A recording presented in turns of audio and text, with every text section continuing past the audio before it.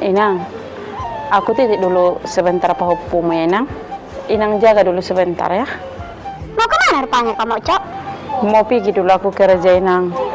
Ke rumah itu Pak Sornopi itu yang baru pindah ke sini, Nang. Cuci gosok aku di situ, Nang. Kan terilalai, Nang. Lepas sabun kita 1 bulan ini. Mau jadi paralot mau aku kau buat? Hah? Aku ini si matuamu loh, Mak Ucok. Bukan paralotmu, si matuamu.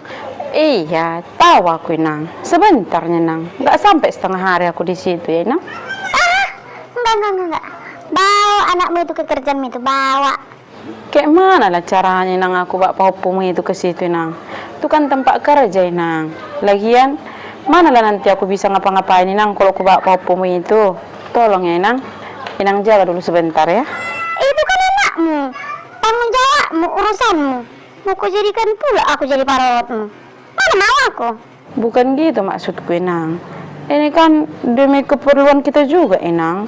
Kan Inang juga yang nyuruh aku kerja untuk tambahan uang belanja kita. Kalau udah aku bilang enggak, ya enggak, Mak Ucok. Urus anakmu.